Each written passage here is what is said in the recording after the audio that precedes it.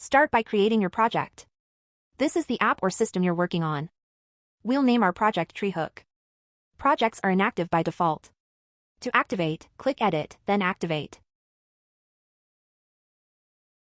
Next, create a webhook. Think of this as the integration type, like payment or Stripe.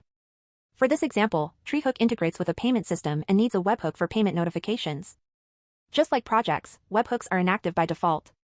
To activate, click Edit, then Activate. Once created, a webhook URL is generated for you to submit to your service provider. Now, let's set up relay rules. Click Add to create routing rules. Label the environment you're relaying to.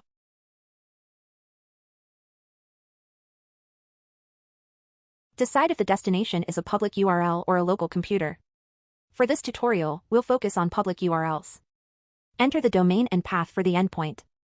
I've created dummy endpoints for dev, test, and staging environments.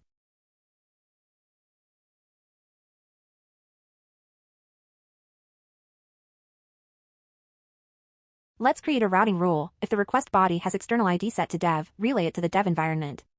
Choose your condition, contains, match, starts with, or ends with. For the test environment, set the external ID field to start with test. For the staging environment, we'll do something more complex. Check the request header for Xcode ending with STG.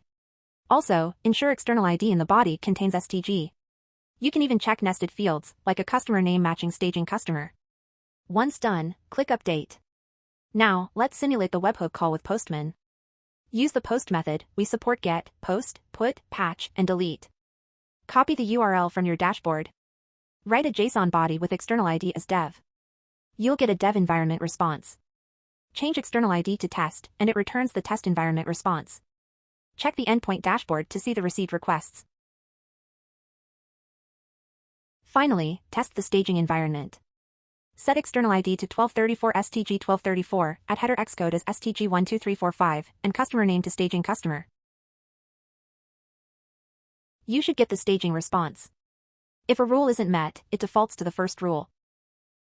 That's it. You've successfully set up and tested your webhook integration with Treehook.